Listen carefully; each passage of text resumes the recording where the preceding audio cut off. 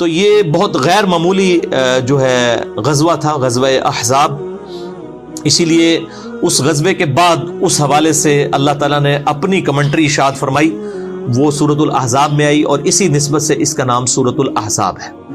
غزوہ بدر کے حوالے سے آپ نے سورۃ الانفال پڑھ کے دیکھ لیں، اور اسی طریقے سے غزوہ تبوک کے حوالے سے سورہ التوبہ پڑھ کے دیکھ لیں، اور یہ غزوہ خندق، غزوہ احزاب کے حوالے سے مسلسل 2 رکوع جو ہیں وہ اسی کے اوپر ہے، آیت نمبر 19 سے لے کر 27 تک.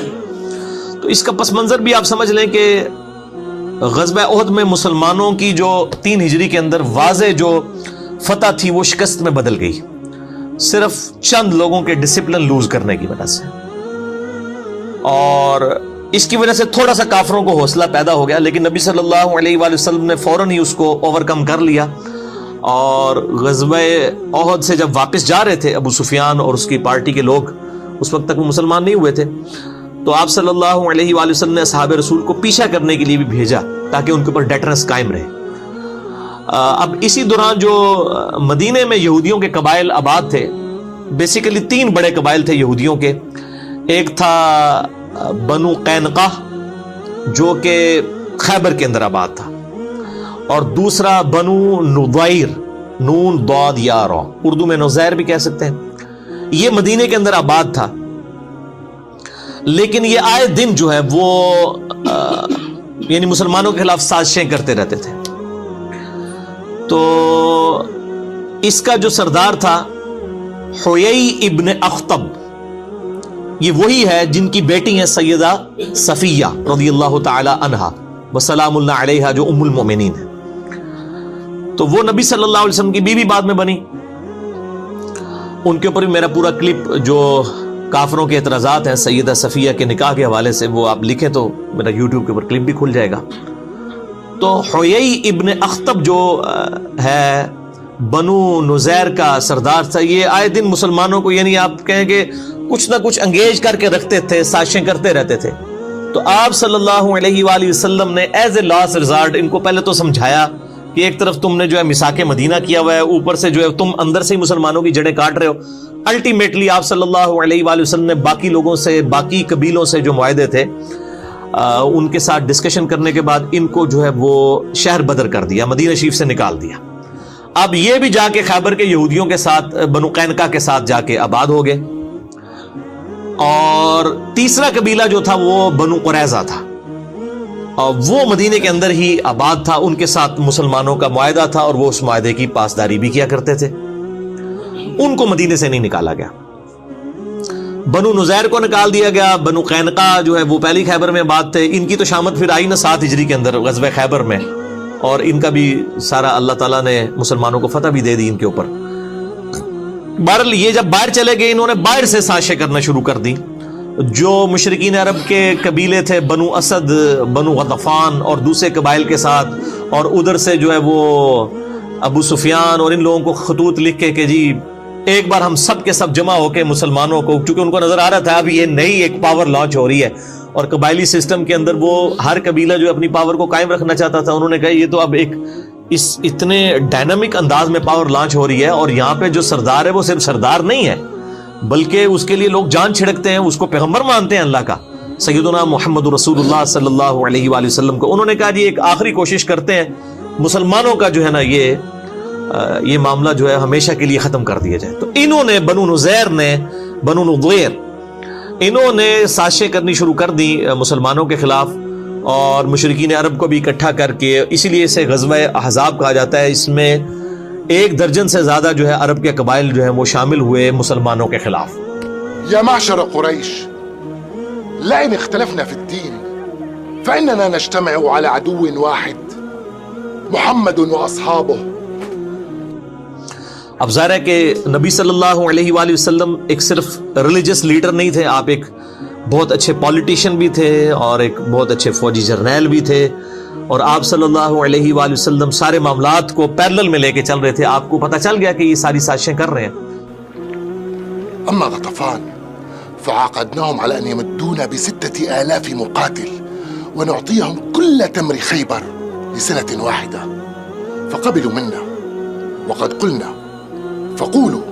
تو آپ صلی اللہ علیہ وآلہ وسلم نے صحابہ کرام علیہم رضوان سے اوس اور خزرج جو مین قبائل تھے مدینے کے، اوس کے سردار سیدنا سعد ابن معاذ اور خزرج کے سیدنا سعد ابن عبادہ رضی اللہ تعالی عنہما، ان سے مشورہ کیا اور باقی لوگوں سے مشورہ کیا کہ اب ہمیں کیا کرنا چاہیے. بہرحال کنسنسس کے ساتھ سیدنا سلمان فارسی رضی اللہ تعالی عنہ علیہ السلام، جو پرشین امپائر میں سے ہجرت کر کے فارس میں سے یہاں پہ آئے ہوئے تھے، انہوں نے مشورہ دیا کہ ہم وہاں پر جنگوں کے لیے اپنے مخالفین کا راستہ روکنے کے لیے خندق کھودتے ہیں.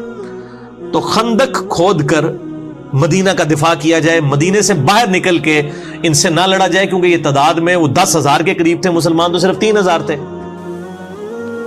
إنا كنا بأرض فارس إذا تخوفنا الخيل خندقنا عليها فلا تصل إلينا أو ننضحها بالنبل.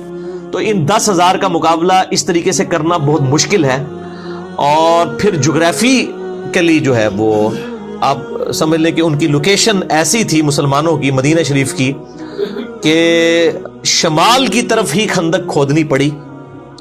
باقی مسلمانوں کی پشت پہ یعنی جنوب والی سائڈ کے اوپر اونچے اونچے پہاڑ تھے، اسی طریقے سے لیفٹ سائڈ کے اوپر بھی جو ہے وہ یعنی مغرب کی طرف بھی چٹیل پہاڑ تھے، وہاں سے کوئی جنگی مہم روانہ نہیں کی جا سکتی تھی. اور اسی طریقے سے جو یعنی مغرب والی سائڈ پہ، اور جو مشرق والی سائڈ ہے اس کے اوپر قبائل آباد تھے جن کے ساتھ مسلمانوں کے معاہدے تھے. انہی قبائل میں سے ایک بنو قریظہ بھی تھا. یہاں سے بھی خطرہ کوئی نہیں تھا کہ یہاں سے کوئی حملہ کرے گا، یہاں پہ ان کے بڑے بڑے قلعے تھے، الا یہ کہ کوئی قبیلہ یہاں سے بد عہدی کر دیتا، اور وہی ہوا، بنو قریظہ نے بد عہدی کر دی. ما خبر نمي إلينا أحقا تهمون بنقض عهدكم مع رسول الله؟ من رسول الله؟ لا عهد بيننا وبين محمد ولا عقد. قتلكم الله. أما كنت والأوس أحلافكم ندفع عنكم ونحفظ ذمتكم. یعنی مسلمان بالکل سیف تھے، صرف شمال والی سائڈ کے اوپر انہوں نے ایک خندق کھودنی تھی. اور اس حوالے سے آپ نے یہ پورا نقشہ اگر وغیرہ دیکھنا ہو تو جو مولانا مودودی رحمہ اللہ تعالیٰ نے تفہیم القرآن لکھی ہے وہ کمال ہے.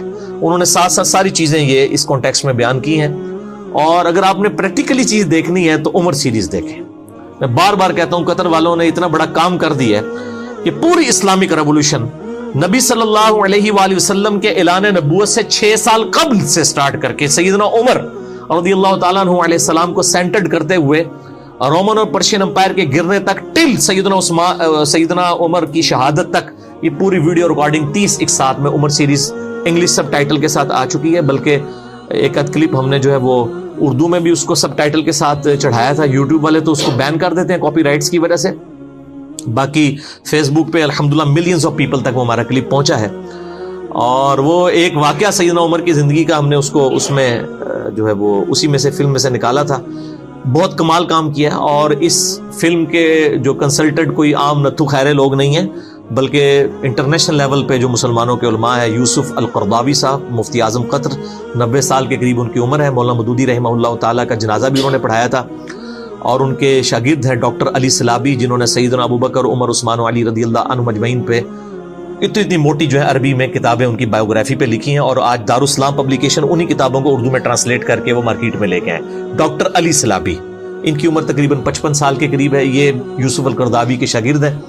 یہ 2 بڑے ہسٹورین اور ورلڈ لیول پہ مسلمانوں کے علماء ہیں جن کی کنسلٹنسی کے ساتھ یہ عمر سیریز جو ہے وہ بنائی گئی ہے تاکہ اس میں کوئی غلط چیز نہ ہو لانچ.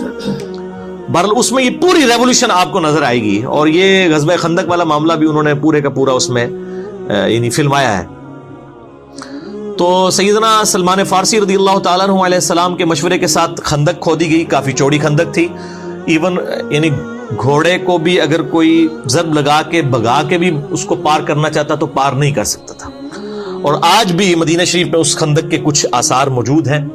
جو لوگ یعنی مدینہ شریف کی ہسٹوریکل جگہوں کا وزٹ کرنا چاہتے ہیں، وہ مسجد نبوی کے باہر ٹیکسی ڈرائیورز کھڑے ہوتے ہیں، وہ آپ کو ان جگہوں کے اوپر لے جاتے ہیں.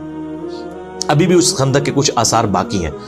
اتنے چٹیل پہاڑوں میں اس زمانے کے اندر خندق کا کھودنا یہ بہت مشکل کام تھا. بہرحال مسلمانوں نے الحمدللہ جو ہے وہ تقریباً 12 سے 15 دن لگا کے یہ خندق کھود لی. اور یہ سائڈ بھی، اور عرب کے لوگوں کو پتہ ہی نہیں تھا کہ یعنی مسلمانوں نے مدینہ شریف کا دفاع کس طریقے سے کیا. ان کے تو ذہن و وہم و گمان میں بھی یہ طریقہ موجود نہیں تھا. وہ تو جب آئے تو ایک دم وہ ششدر رہ گئے کہ اب ان کے ساتھ کیا کریں، اور ان کو مجبوراً باہر ہی پڑاؤ ڈالنا پڑا. اور اب ظاہر ہے کہ اس طرف تو آ نہیں سکتے تھے، وہ اتنی بڑی خندق کو پھلانگے ہی نہیں جا سکتا تھا، خندق کے اندر ہی گریں گے، گر گئے تو اوپر سے ان کو تو صرف پتھر مار کے مارا جا سکتا تھا. تو تقریباً 25 دن تک انہوں نے پڑاؤ کیا، اور سخت سردیاں تھیں، اور پھر آپ کو پتہ ہے سردیاں ہوں ریگستانی علاقے کی تو رات کے وقت تو لگ پتہ جانا ہے جنہوں کے اندر ہے. تو بہرحال اللہ تعالیٰ نے غیبی مدد فرمائی، پھر ٹھنڈی ہوائیں چلی، ان کے خیمے تک اکھڑ گئے سردی کی وجہ سے. وہ 25 دن کے پڑاؤ کے بعد جو ہے وہ وہاں سے چلے گئے، اور اللہ تعالیٰ نے بغیر جنگ کے مسلمانوں کو فتح عطا فرمائی. لیکن یہ اتنی مشکل غزوہ تھا کہ یعنی اللہ تعالیٰ نے اتنے، جس کو کہتے ہیں نا، شدید الفاظ کے ساتھ کسی اور غزوے کا ذکر نہیں کیا جتنا سورۃ الاحزاب میں غزوہ خندق کا ذکر کیا ہے، کہ یہ مسلمانوں کو اللہ تعالیٰ بات ہے ہم نے ہلا کے رکھ دیا، اتنی بڑی آزمائش ان کے اوپر ڈالی. اور یہاں پر مومنین اور منافقین کا فرق بالکل ظاہر ہو گیا، کیونکہ موت سامنے نظر آ رہی تھی. تو منافقین جو ہے وہ ان کا نفاق کھل کے ان کی زبانوں سے نکلنا شروع ہو گیا. اسی کا ذکر آپ ان آیات میں سنیں گے بھی کہ یار یہ تو نبی صلی اللہ علیہ وسلم نے اور اللہ نے نعوذ باللہ ہمارے ساتھ جھوٹے جو ہے وہ وعدے کیے تھے، اور یہ تو جناب موت ہمارے گلے پڑ گئی ہے، ہماری بیویاں بھی پیچھے مطلب وہ بے آسرا ہو جائیں گی، اور ہمارے لیے تو ٹوائلٹ جانا مشکل ہو گیا ہے. اور یہ نبی جو ہے میں کہہ رہا ہے کہ رومن اور پرشین امپائر گریں گی، کیونکہ وہ دلائل النبوہ امام بیہقی کی کتاب میں آتا ہے نا، مسند احمد میں بھی آتا ہے کہ ایک اسی خندق کے موقع پر ایک پتھر نہیں ٹوٹ رہا تھا، بہت بڑا پتھر.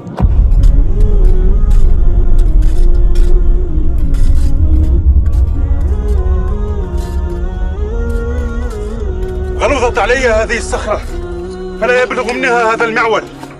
قد سمعك رسول الله يا سلمان. تو نبی صلی اللہ علیہ وسلم کو آ کے شکایت کی گئی، تو آپ صلی اللہ علیہ وسلم نے اس پہ 3 دفعہ کدال مارا اور وہ ریزہ ہو گیا. پہلی دفعہ جب کدال مارا تو آپ صلی اللہ علیہ وآلہ وسلم کے لیے ایک روشنی ظاہر ہوئی، صحابہ نے نہیں وہ دیکھی، یعنی آپ صلی اللہ علیہ وسلم کو ظاہر ہوئی. پھر دوسری دفعہ، تیسری دفعہ، پھر آپ صلی اللہ علیہ وآلہ وسلم نے فرمایا کہ 3 دفعہ روشنی میرے لیے ظاہر ہوئی. ہر دفعہ جو میں نے کدال مارا، پہلی دفعہ اللہ تعالیٰ نے مجھے رومن امپائر عطا فرما دی.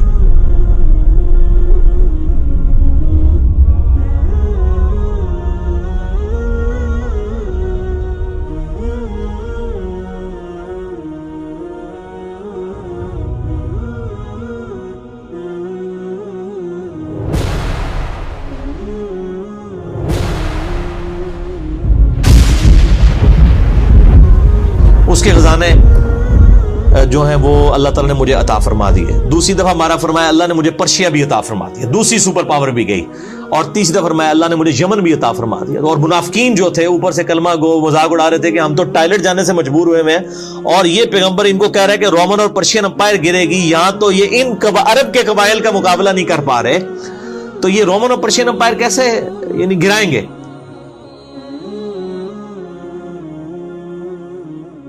ابشروا واصبروا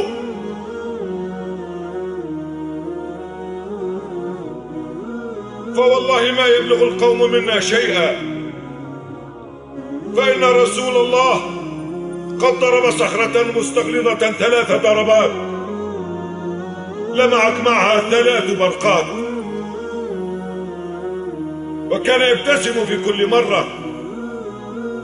فلما سألناه قال أما الأولى فإن الله فتح علي بها الشام والله إني لأبصر قصورها الحمر إن شاء الله. أما الثانية فأعطيت بها مفاتيح فارس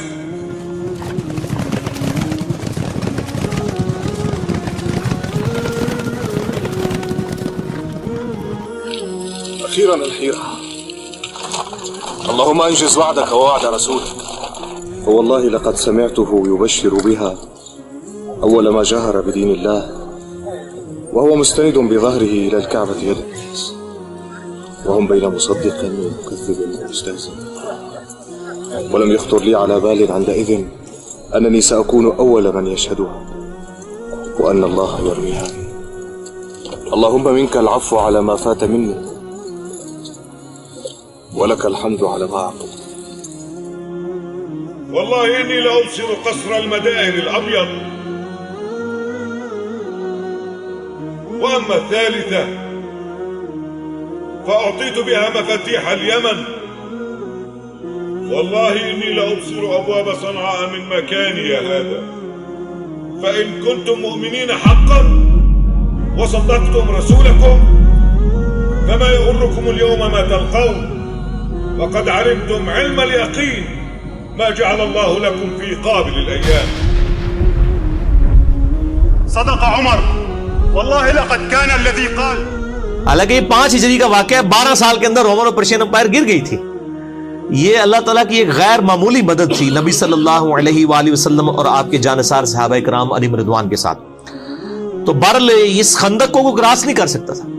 بہرحال ایک شخص تھا عمر ابن عبد ود، یہ عرب کا ایک مشہور جو سمجھ لیں کہ آپ جنگجو انسان تھا. اس کے بارے میں مشہور تھا کہ یہ 100 آدمیوں سے اکیلا لڑ سکتا ہے، اتنی تیز یہ تلوار چلاتا تھا، اور یہ کسی میدان جنگ میں کبھی اس کو مات نہیں ہوئی تھی. جب بھی کسی سے لڑا اس نے اس کو قتل کیا. اور یہ یعنی 90 سال اس وقت اس کی عمر ہو چکی ہوئی تھی. یہ بھی مشرکین عرب کی طرف سے مسلمانوں کے لیے کے خلاف لڑنے کے لیے آیا. اس نے جو ہے وہ اپنے گھوڑے کو جو ہے وہ ایڑی لگائی اور خندق پھلانگ کے دوسری طرف آ گیا. اب آ کے وہ للکار رہے کہ کوئی ہے آ کے میرا مقابلہ کرے. کسی کی جرت نہیں ہوئی کہ وہ شخص کے سامنے آئے، کیونکہ اس شخص کے سامنے آنے کا مطلب موت تھا. 3 دفعہ اس نے للکارا. نبی صلی اللہ علیہ وسلم کے صحابہ میں سے صرف سیدنا علی تھے جنہوں نے 3 دفعہ اٹھ کے اس کا مقابلہ کرنے کے لیے چیلنج کو قبول کیا، لیکن 3 دفعہ نبی صلی اللہ علیہ وسلم نے ان کو ہاتھ سے پکڑ کے بٹھا دیا کہ تم نے نہیں اٹھنا. ظاہر ہے وہ سیدنا علی کی ایک فضیلت باقی لوگوں کے اوپر ظاہر کرنی تھی کہ یہ اتنی دلیری دکھا رہا ہے، اور کوئی شخص نہیں اٹھا. 3 دفعہ سیدنا علی اٹھے لیکن نبی صلی اللہ علیہ وسلم نے بازو سے پکڑ کے بٹھا دیا. اب سیدنا علی کوئی اپنی بہادری کی وجہ سے نہیں اٹھ رہے تھے، ان کی جو اندر جو ایک پیشن اور ایمان کا لیول تھا نا، وہ یہ تقاضا کرتا تھا کہ ایسی کی تیسی اس کی. تو بہرحال 3 دفعہ بھی جب اس نے کہا تو نبی صلی اللہ علیہ وآلہ وسلم نے سیدنا علی کو یعنی روانہ کیا. اور سیدنا علی کی اس وقت آپ دیکھ لیں عمر کتنی تھی، آلموسٹ 28 سال، 27 یا 28 سال عمر تھی. یہ اس وقت کا واقعہ. من يبارز؟ يا عمرو إنك قد كنت عاهدت الله ألا يدعوك رجل من قريش إلى إحدى خلتين إلا أخذتها منه. أجل. تو اب وہ جب سامنے آیا تو سیدنا علی کے جو والد تھے ابو طالب، ان کے ساتھ اس کی دوستی تھی عمر ابن عبد ود کی. اور اس نے کہا کہ یار تو کیوں میرے ہاتھوں مرنا چاہتا ہے، تو کسی اور کو بھیجو، میں تمہارے ساتھ لڑائی نہیں کروں گا.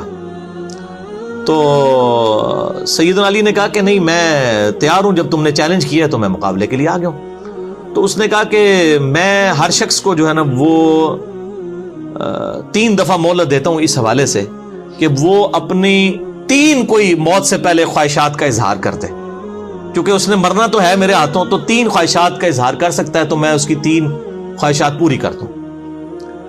تو سیدنا علی نے کہا کہ میری پہلی خواہش یہ ہے کہ تو کلمہ پڑھ کے مسلمان ہو جا. فإني أدعوك إلى الله ورسوله وإلى الإسلام. لا حاجة لي بذلك. فإني أدعوك إلى النزال. لما يا ابن أخي؟ فوالله ما أحب أن أقتلك. لكني والله أحب أن أقتلك.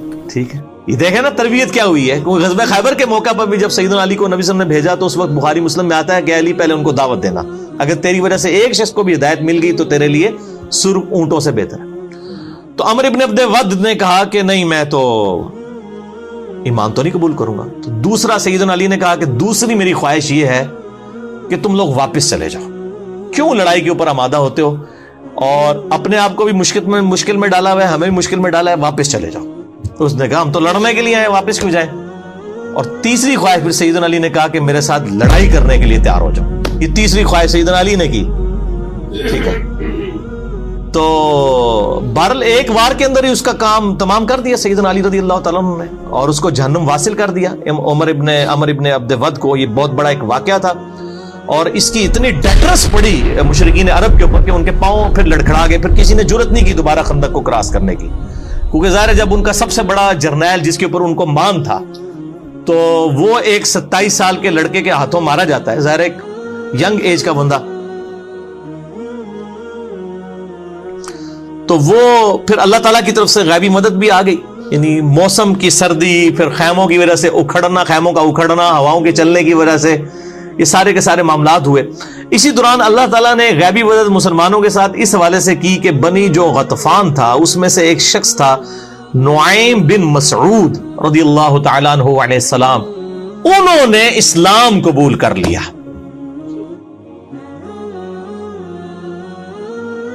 من الرجل؟ نعيم بن مسعود من غطفان. ويلك ما جاء بك وقومك قد صنعوا بنا ما صنعوا. ألست ابن الخطاب؟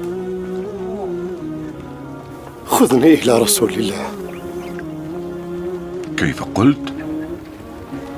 مسلم أنت؟ لیکن انہوں نے اپنے اسلام کا اظہار کسی سے نہیں کیا. چپ کر کے نبی صلی اللہ علیہ وآلہ وسلم کے خیمے میں آئے اور کہا یا رسول اللہ صلی اللہ علیہ وآلہ وسلم، میں آپ کو اللہ کا پیغمبر مانتا ہوں، آپ میرے ذمہ کوئی کام لگائیں کہ اس جنگ کی صورتحال میں کوئی ایسا کردار ادا کر دوں کہ یہ جنگ ٹل جائے. اور اس نے ایک یعنی مشورہ سامنے رکھا، اور ظاہر ہے کہ جنگ تو ہے ہی دھوکے کا نام. صحیح بخاری و مسلم میں احادیث موجود ہے. ظاہر ہے کہ وہ جنگ کے اندر یہ معاملات کرنے پڑتے ہیں. بال یہ جو کہا جاتا ہے نا محبت اور جنگ میں ہر چیز جائز ہے، یہ غلط ہے. محبت تو غیر محرم عورت کے ساتھ بغیر نکاح کے رشتے کے ویسے ہی حرام ہے. تو محبت تو صرف بیوی کے ساتھ کی جا سکتی ہے، بچوں کے ساتھ، ماں باپ کے ساتھ جو رشتے ہیں. تو جنگ کے اندر البتہ جنگ دھوکے کا نام ہے، اس میں دھوکہ دیا جا سکتا ہے، لیکن دھوکے میں بھی یعنی کوئی عہد کی خلاف ورزی نہیں کی جا سکتی. وہ مسئلہ نمبر 87 میرا ریکارڈڈ ہے اسلامی ڈیموکریسی کے اوپر اور اسلامی حکومت کو چلانے کے جو 3 بنیادی اصول ہیں اس حوالے سے. تو اب نعیم ابن مسعود رضی اللہ تعالیٰ عنہ نے بال کنسنسس کے ساتھ، ان کا ایک مشورہ تھا، آپ صلی اللہ علیہ وآلہ وسلم نے پسند فرمایا، اور یہ سب کچھ عمر سیریز میں انہوں نے فلمایا ہے اور آپ کو اس زمانے میں پہنچا دیا جی انہوں نے. اور غزوہ خندق میں وہ کس طریقے سے معاملات. بنو قریظہ جو تھے ان کو جو ہے وہ مشرکین عرب نے اور یہودیوں نے مل کے کہا کہ بھئی ہم نے جنگ تو جیتی جانی ہے، تو تم لوگ جو ہے نا ہمارا ساتھ دو اور نبی صلی اللہ علیہ وسلم کے ساتھ بد عہدی کرو، اس طرح سے ہمیں انٹر ہونے دو تاکہ جو ہے وہ ہم ان کو ختم کریں، اس کے بعد مدینے کے حاکم تم بن جاؤ گے. انہوں نے جو ہے وہ بد عہدی کر دی مسلمانوں کے ساتھ، اور ظاہر ہے یہ سیدھی سیدھی مسلمانوں کی موت تھی ان کا بد عہدی کرنا، کیونکہ پھر تو وہاں سے کافر جب انٹر ہو جاتے تو مسلمان اس کے لیے تیار ہی نہیں تھے. یعنی یہ سائیڈ تھی آپ سمجھ لیں مشرق والی، شمال کی طرف خندق کھودی بھی تھی، مشرق کی طرف بنو قریظہ اور باقی قبائل تھے، اور مغرب والی سائیڈ کے اوپر اور پیچھے جنوب اس طرف چٹیل پہاڑ تھے، یہاں سے تو خطرہ نہیں تھا. بنو قریظہ کی بد عہدی جو ہے نبی صلی اللہ علیہ وآلہ وسلم تک خبر پہنچ گئی کہ یہ تو مطلب اندر خانے کچھ کر رہے ہیں. آپ صلی اللہ علیہ وآلہ وسلم نے جو ہے وہ سعد ابن عبادہ کو اور کچھ اور لوگوں کو، ابو عبیدہ ابن جرح کو، ان لوگوں کو بھیجا کہ جا کے یہ یعنی تحقیق کرو. اور پھر آپ نے فرمایا کہ دیکھنا یہ ڈائریکٹلی مجھے ہی آ کے کان میں بتانا، اگر مسلمانوں کو پتہ چلا کہ انہوں نے بد عہدی کی ہے تو شاید ان کے حوصلے پست نہ ہو جائے. تو آپ صلی اللہ علیہ وآلہ وسلم کو انہوں نے اشارتاً آ کے بتا دیا کہ یہ تو انہوں نے بد عہدی کر دی ہے. تو اسی دوران اللہ تعالیٰ نے غیبی مدد کی نعیم ابن مسعود والی رضی اللہ تعالیٰ عنہ. ان کو ابھی لوگوں کو نہیں پتا تھا کہ مسلمان ہو چکے ہیں. انہوں نے کیا کیا، یہ بنو قریظہ کے پاس چلے گئے اور ان کو جا کے کہا کہ دیکھو میں تمہارا بڑا ہمدرد ہوں، تم سے میری پہلے کی دوستی ہے. اب ان کو نہیں پتا یہ مسلمان ہو چکے ہیں، اور دیکھو تم نے یہ جو نبی صلی اللہ علیہ وسلم کے ساتھ یعنی محمد کے ساتھ صلی اللہ علیہ وآلہ وسلم، نبی تو نہیں انہوں نے کہا ہوگا، بد عہدی کی ہے، تو ان تک یہ بات پہنچ چکی ہے. اور یہ دیکھ لینا کہ یہ قریش کے ہیں، الٹیمیٹلی قریشیوں نے قریش کا ہی ساتھ دینا ہے، ابو سفیان وغیرہ نے. جنگ اگر یہ لوگ ختم ہو گئی، جنگ اسٹیبلش نہ ہوئی، یہ واپس چلے گئے، تو پیچھے مسلمانوں نے تمہارا کچھ عمر نکال دینا ہے. تو اس کا حل یہ ہے، اور یہ اندر سے انہوں نے پلان کر لیا ابو سفیان نے اور مسلمانوں نے مل کے اس حوالے سے، یعنی ان کو دل ان کا اس طرف سے انہوں نے کھٹا کیا. تو اس کا حل یہ ہے کہ تم جو ہے وہ مشرکین عرب سے یہ کہو کہ اپنے 8-10 جو سردار ہیں نا وہ ہمارے حوالے کرو رہن کے طور پر. فلا تقاتلوا مع القوم حتى تأخذوا منهم رهنا من أشرافهم يكونون بأيديكم ثقة لكم على أن تقاتلوا معهم محمدا حتى تناجزوه. قد أشرت بالرأي. کیونکہ کل کو تم لوگ تو چلے جاؤ گے, مسلمانوں نے پیچھے ہمارا چومر نکال دینا ہے, کیونکہ ہماری بد عہدی کی خبر پہنچ چکی ہے, اور بد عہدی کے اوپر ظاہر ہے کہ نہیں چھوڑا جائے گا. اس وقت تو قبائل کی سیدھی سیدھی موت تھی, وہ دونوں میں سے ایک کی موت ہو سکتی تھی نا بد عہدی کی وجہ سے. تو انہوں نے مشورہ پسند کیا, اور ادھر اسی نعیم ابن مسعود نے جا کے مشرکین عرب سے کہہ دیا کہ بھائی یہ دھیان رکھنا, تم یہ بنو قریظہ کے لوگ جو ہیں تمہارے سردار, یہ نہ ہو کہ تم سے کوئی مانگ لے. انہوں نے اندر خانے محمد صلی اللہ علیہ وسلم سے پہلے ہی معاہدہ کیا تھا, یہ تمہیں اوپر سے کہہ رہے ہیں ہم عہد کی پاسداری توڑ دیں گے. اندر سے یہ نبی صلی اللہ علیہ وسلم کے ساتھ ملے ہوئے ہیں, اور یہ جو ہے گارنٹی کے طور پہ تم سے 8-10 سردار تمہارے مانگیں گے, تاکہ ان سرداروں کو نبی صلی اللہ علیہ وسلم کے حوالے کر کے اپنے اس عہد کی پاسداری کا یقین دلا دیں کہ ہم نے عہد نہیں توڑا. دونوں طرف انہوں نے ڈیفرنٹ ورژن دیے. بس وہی ہوا جناب, وہ جب پہنچے وہاں پہ سردار مانگنے کے لیے تو وہ انہوں نے کہا لو جی یہ تو گل بالکل صحیح نکلی ہے. انہوں نے کہا تسی سردار لے کے مار چھڑنے ساڑھے سردار, تو ہم نے سردار نہیں دینے. ولسنا مع ذلك بالذين نقاتل معكم محمدا حتى تعطون رهنا من رجالكم يكونون بأيدينا ثقة حتى نناجز محمدا. صدقنا نعيم ولا والله لا ندفع إليهم رجلا واحدا من رجالنا. الآن ثبت لنا صدق نعيم بن مسعود. لا والله لا نقاتل معهم حتى يعطون رهنا. اس کی وجہ سے ان کی آپس میں کنفیوژن ہوئی, اور وہ بنو قریظہ والا معاملہ جو ہے وہ ٹھپ ہو گیا. ان کو پتا چل گیا کہ یار یہ تو مطلب واقعی تو چلے جائیں گے, پیچھے ہماری شامت آ جائے گی. اور اسی دوران پھر دوسری غیبی مدد آئی, جو سردیوں میں ٹھنڈی ہوائیں چلیں اور ان کے خیمے اکھڑ گئے, اور ظاہر ہے کہ ان کے پاس جو راشن تھا وہ بھی ختم ہونا شروع ہو گیا. بل مسلمان بھی بہت تکلیف سے گزر رہے تھے, ان تکلیف کا ذکر ابھی ان آیات کے اندر آئے گا. تو آپ حیران ہوں گے کہ مسلمانوں کو کس لیول تک آزمایا گیا. بہرحال الٹیمیٹلی اللہ تعالیٰ نے مسلمانوں کو اس حوالے سے سرخرو کیا. اور بخاری اور مسلم میں حدیث آتی ہے, جب وہ واپس چلے گئے تو نبی صلی اللہ علیہ وسلم اپنی زرہ اتارنے لگے تو سیدنا جبرائیل علیہ السلام آ گئے انسانی شکل میں. انہوں نے کہا یا رسول اللہ, وہی تو فرشتوں نے اپنی زرہیں نہیں اتاری ہیں, آپ نے کیوں اپنی زرہ اتار دی ہے؟ بنو قریظہ سے بد عہدی کا بدلہ لینا ہے, کیونکہ وہ تو مسلمانوں کو مروانے لگے تھے, یہودیوں کا قبیلہ. تو آپ صلی اللہ علیہ وآلہ وسلم نے فرمایا, بخاری اور مسلم دونوں میں موجود ہے, آپ نے فرمایا کہ اب تم لوگ, آپ نے سیدنا علی کو اور کچھ اور اصحاب کو لشکر دے کر روانہ کیا, اور حکم فرمایا کہ عصر کی نماز نہیں پڑھنی مگر بنو قریظہ میں جا کر.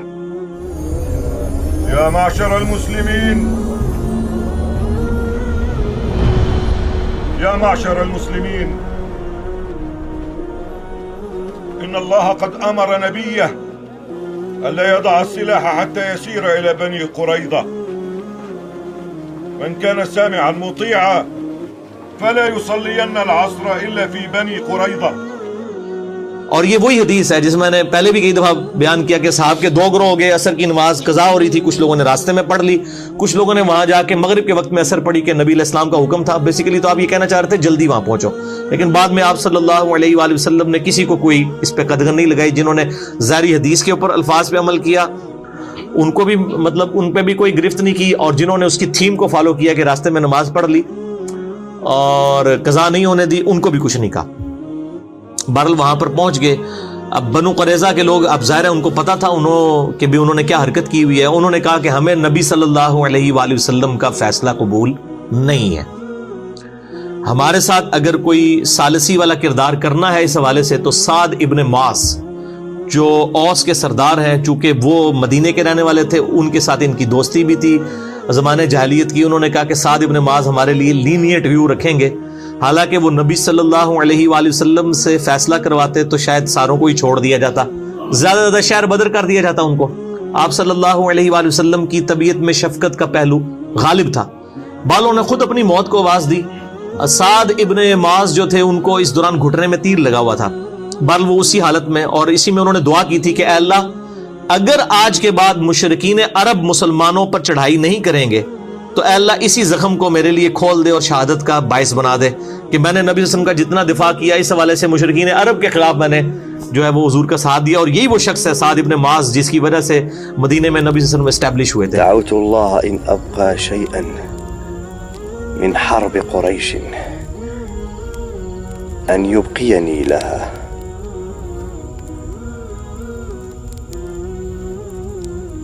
وإن كان الله قد وضع الحرب بيننا وبينهم أن يجعلها لي شهادة. اور بعد میں ان کا زخم بھی وہ گھٹنے کا کھل گیا اور وہ شہید ہو گئے اسی زخم میں. اسی گھٹنے کی تکلیف میں ہی وہ وہاں پر گئے اور انہوں نے پھر کہا کہ تمہیں میرا فیصلہ قبول ہے، تو پھر میرا فیصلہ یہ ہے کہ جو تم میں سے جوان لوگ ہیں اور یعنی مرد، ان سب کو قتل کیا جائے گا بد عہدی کی سزا میں، کیونکہ تورات کے اندر بھی بد عہدی کی سزا یہی لکھی ہوئی ہے. بد عہدی کا مطلب یہ ہے کہ آپ مسلمان قتل ہو جاتے ہیں نا اس کے بدلے میں، تو اب ان کو بھی اس مقابلے میں قتل ہونا چاہیے کہ انہوں نے مسلمانوں کے قتل کے فتوے جاری کر دیے اس حوالے سے کہ بد عہدی کی. اور عورتوں کو اور بچوں کو، اور بچے ایسے کہ یعنی جو بہت چھوٹے بچے ہیں جن کے زیر ناف بال نہیں اگے ہوئے، جو بلوغت کی عمر تک نہیں پہنچے ہوئے، ان بچوں کو جو ہے وہ مسلمان قیدی بنا لیں گے اور ان کے مال کو بھی. اور اس کو پھر قرآن پاک میں اللہ تعالیٰ نے سورۃ الاحزاب کے اندر انڈورس بھی کر دیا. تو بہرحال مطلب وہ ہزاروں یہودی ایک دن کے اندر قتل کیے گئے، ان کو بد عہدی کی سزا ملی. اور اس واقعے کو آؤٹ آف کنٹیکسٹ آج کافر جو ہے وہ مسلمانوں کے خلاف نبی صلی اللہ علیہ وآلہ وسلم کے کریکٹر کے حوالے سے پیش کرتے ہیں کہ جی دیکھیں اتنے یہودیوں کو ایک دن میں قتل کیا گیا، لیکن ایک پوری اس کے پیچھے تھیم ہے. آج بھی جو غدار ہیں ان کی سزا ساری حکومتوں کے اندر قتل ہی ہوتی ہے، اور انہوں نے تو اس بڑے لیول کی غداری کی ہے کہ مطلب مسلمان سارے کے سارے مارے جاتے ہیں. اگر یہاں سے اللہ تعالیٰ بر وقت اپنے نبی صلی اللہ علیہ وآلہ وسلم کو غیبی خبر نہ دیتا، وحی کی تائید نہ حاصل ہوتی، تو ظاہر الٹیمیٹلی یہ سزا ہونی تھی اور ان کی اپنی شریعت کے مطابق سزا دی گئی. تو یہ بد عہدی کی سزا والا جو معاملہ تھا یہ کفار کے ساتھ ہوا تھا، مسلمانوں کے ساتھ نہیں ہوا تھا. مسلمانوں کے ساتھ جب اس طرح کے معاملات ہوتے ہیں تو نہ ان کی عورتوں کو لونڈیاں بنایا جاتا ہے، نہ ان کے مردوں کو غلام بنایا جاتا ہے. اور اس کی واضح مثال جو ہے وہ جنگ جمل، صفین اور نہروان ہے. سیدنا علی رضی اللہ تعالیٰ عنہ علیہ السلام نے تینوں جنگوں کے اندر اپنے مخالفین کو شکست فاش دی ہے، لیکن نہ تو کسی کی عورت کو اپنا غلام بنایا ہے، نہ کسی کے مرد کو غلام بنایا ہے، نہ اس طریقے سے. اور ایون بعد میں بھی آپ رضی اللہ تعالیٰ عنہ نے علیہ السلام ان کے وظیفے بھی اسی طریقے سے جاری رکھے، چاہے جمل کے لوگ ہوں، صفین کے ہوں، نہروان کے ہوں. اس حوالے سے آپ رضی اللہ تعالیٰ عنہ علیہ السلام جو ہے وہ امت کے لیے ایک رول ماڈل ہے. تو مسلمانوں کے جو مسلمانوں کے ساتھ معاملات ہیں ان کا معاملہ الگ ہے، کفار والا معاملہ الگ ہے. اس طرح کے آؤٹ آف کانٹیکسٹ چیزوں کو پیش کرنے سے بعض اوقات اسلام کے لیے بدنامی کا مسئلہ بن جاتا ہے. اس لیے میں نے اب اس کو بنو قریظہ کے حوالے سے یہاں پہ آیات بھی آ جائیں گی، تو یہ پوری کی پوری نٹ شیل میں نے آپ سمجھ لیں کہ سب کچھ بیان کر دیا. میں آخر میں پھر یہ کہوں گا کہ جو نعیم ابن مسعود رضی اللہ تعالیٰ عنہ کی جو حکمت سامنے آئی، اسی طریقے سے جو اللہ تعالیٰ نے غیبی مدد فرمائی اس موسم کی تبدیلی کی وجہ سے، پھر خندق والا معاملہ، یہ ساری کی ساری چیزیں اگر آپ نے فزیکلی دیکھنی ہے اور آپ اس زمانے میں پہنچنا چاہتے ہیں تو آپ عمر سیریز ضرور دیکھیں. اس کے اندر یہ ساری ایون وہ خندق توڑنے والا، پتھر کے توڑنے والا اور رومن اور پرشین امپائر والی جو خوشخبری ہیں وہ والا سین بھی انہوں نے نبی صلی اللہ علیہ وسلم کو تو نہیں دکھایا، انہوں نے باقی اصحاب کو انہوں نے سب کو دکھایا اور کمال وہاں تک پہنچا دیا. جی وہ لگتا ہے کہ انسان وہاں پہ موجود ہے. یہ بہت بڑی خدمت کی ہے. میں کہتا ہوں عرب کے لوگوں میں بجلی بھر دی ہے عمر سیریز نے، اور اس کا جو ٹیسٹ ہے وہ عربی میں ہونا ہے. اسی لیے دیکھیں یوٹیوب نے غائب کر دی عمر سیریز، یوٹیوب کے اوپر سے بین کر دیا اس کو. الحمدللہ وہ مطلب مختلف ویب سائٹس کے اوپر موجود ہے، آپ ڈاؤن لوڈ کر سکتے ہیں انگلش سب ٹائٹل کے ساتھ. ہے تو عربی کے اندر ہے لیکن انگلش سب ٹائٹل کے ساتھ اویلیبل ہے. اب اردو کی ڈبنگ والا معاملہ آپ کو پتہ ہے، انڈیا پاکستان بنگلہ دیش کے علماء جو ہیں ان کی ایک خاص ایک چیزوں کو، یعنی یہ تو پہلی دفعہ آپ کو پتہ اسپیکر آیا تو شیطانی آواز کی اونچ اسپیکر تو تھلے ہی نہیں لیندے. وہ اسی طریقے سے کیمرے کا مسئلہ ہو، تصویروں کا مسئلہ ہو، ان کا آپ ایٹیچیوڈ شروع کا دیکھیں اور بعد میں ان کی کیا حالت ہوتی ہے کہ کیمرے سے نیچے نہیں اترتے. تو انشاءاللہ تعالیٰ یہ معاملات بھی ان کو آہستہ سے سمجھ آئیں گے. ان کو 25-30 سال کے بعد چیزیں سمجھ آتی ہیں. میں نے دیکھا ہے تقریباً اتنا گیپ ہے ان کو چیز سمجھ آنے میں. تو بہرحال اس وقت جو لوگ یعنی کئی مطلب لاکھوں کیا کروڑوں مسلمان ہیں جو رات کو اس وقت تک نہیں سوتے جب تک کہ ہالی ووڈ کی کوئی فل فلم نہ دیکھ لیں، تو ہم ان کو ضرور مشورہ دیں گے کہ آپ عمر سیریز تو دیکھیں. As far as picturisation is concerned کسی بھی ہالی ووڈ کی فلم سے وہ کم فلم نہیں ہے. انہوں نے واقعی اس زمانے میں پہنچا دیا ہے اور ملینز آف ڈالر خرچہ کر کے قطر والوں نے، اہل سنت ہیں اور اہل سنت کے علماء کی کنسلٹیشن کے ساتھ، ڈاکٹر علی سلابی اور یوسف القرضاوی اور باقی علماء، ان کی کنسلٹیشن کے ساتھ یہ ویڈیو بنی ہے. انگلش جس کو آتی ہے وہ سب ٹائٹل کے ساتھ اس کو روک کے دیکھ سکتا ہے، انجوائے کرے گا. آپ عربی بھی آپ کی بڑی امپروو ہوگی، اور عربی بھی انہوں نے وہ قرآنک عربی جو ہے وہ بادیہ نشین عربک والوں کی عربی استعمال کی ہے، وہ آپ کو ٹیسٹ فیل ہوتا ہے، آپ کو لگتا ہے آپ قرآنک عربی سن رہے ہیں. پھر جو ایک عربیوں کا سٹائل ہے، عربی یا پٹھان، ان دونوں میں ایک چیز کامن ہے، یہ آپس میں نارمل گفتگو بھی کر رہے ہو نا تو تیسرے بندوں کو آپس میں لڑتے ہوئے دکھائی دیتے ہیں. یہ ان کا نیچرل سٹائل ہے گفتگو کرنے کا. ابھی آپ عربی دیکھیں نا، بڑا تیز تیز اونچی آواز میں بولنا، حالانکہ وہ نارمل گفتگو کر رہے ہوتے ہیں. اس طرح ہمارے جو KPK کے جو لوگ ہیں ان کو بھی آپ دیکھیں گے تو انہوں نے وہی کلچر اڈاپٹ کیا ہے. یہ طارق جمیل والا سٹائل نہیں تھا صحابہ کرام علیہم رضوان کا گفتگو کرنے کا آپس میں، عرب سٹائل وہی تھا. آپ دیکھیں سیدنا عمر کا بھی، اور وہ تو سارے مطلب ڈائلاگ جو انہوں نے لکھے ہیں وہ تو حدیث کی کتابوں میں موجود ہے. وَيْحَكَ تیرا ستیہ ناس ہو، یہ یعنی ان کی ایک آپ سمجھے تکیہ کلام ہوا کرتا تھا جب بھی کوئی اس طرح کی چیزیں یعنی رپورٹ ہوئی ہیں. جیسا کہ سیدنا عمر کا انہوں نے دکھایا کہ جب وہ شہادت کے زخم میں تھے تو سیدنا مغیرہ ابن شعبہ نے وہاں پہ مشورہ دے دیا کہ آپ اپنے بیٹے عبداللہ بن عمر کو اپنے بعد خلیفہ نامزد کر دیں. اور یہ مغیرہ ابن شعبہ رضی اللہ تعالیٰ عنہ جنہوں نے حضرت معاویہ کو بھی یزید کو ولی عہد بنانے کا مشورہ دیا تھا، تو اور انہی کے غلام نے ہی سیدنا عمر کو بھی شہید کیا تھا. تو انہوں نے اس زخم میں جب یہ بات کی تو پھر سیدنا عمر نے وَيْحَكَ، ٹھیک ہے، تباہ و برباد ہو جا تو، تیری ہلاکت ہو، تو اس طرح کے مشورے مجھے دے رہا ہے. نبی صلی اللہ علیہ وسلم کوئی بادشاہ تو نہیں تھے، وہ تو اللہ کے پیغمبر تھے. أدلك عليه يا أمير المؤمنين، استخلف ولدك عبد الله بن عمر. قاتلك الله، والله ما أردت الله بهذا. لا أرب لنا في أموركم، وما حمدتها فأرغب فيها لأحد من أهل بيتي. تو آپ نے پھر 6 رکنی کمیٹی بنائی جو صحیح بخاری میں آتا ہے. سیدنا علی، عثمان، طلحہ، زبیر، سعد بن ابی وقاص، عبد الرحمن بن عوف رضی اللہ عنہم اجمعین، اور 7واں بندہ عبداللہ بن عمر کو مشورتاً شریک کیا اور کہا کہ اس کو کسی نے خلیفہ نہیں چننا، ان 6 میں سے کسی کو چننا ہے. ولكني جعلتها شورى. في 6 مات رسول الله وهو عنهم راض: عثمان وعلي وطلحة والزبير وعبد الرحمن بن عوف وسعد بن أبي وقاص، فليجتمعوا في بيت أحدهم ويتشاوروا ثم يختاروا منهم رجلا. بہرحال یہ ایک پوری ڈیٹیل، یہ ساری چیزیں جو ہیں وہ عمر سیریز کے اندر انہوں نے فلمائی ہوئی ہیں. جسے شوق ہے تو ضرور دیکھیں. أيما رجل منكم ولي هذا الأمر فليتق الله ولا يحمل قومه على رقاب المسلمين. أوصيه بالمهاجرين الأولين خيرا أن يعرف لهم سابقتهم، وأوصيه بالأنصار خيرا فيقبل من محسنهم ويتجاوز عن مسيئهم، وأوصيه بأهل الأمصار خيرا فإنهم ردء العدو وجبات الفيء.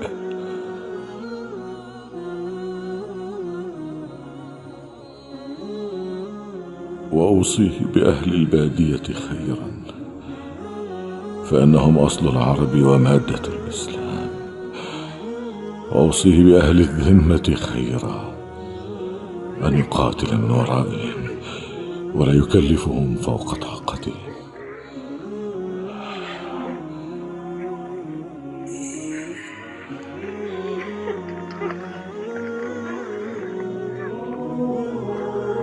وأناشدكم الله إلا ترحمتم على جماعة المسلمين فأجللتم كبيرهم ورحمتم صغيرهم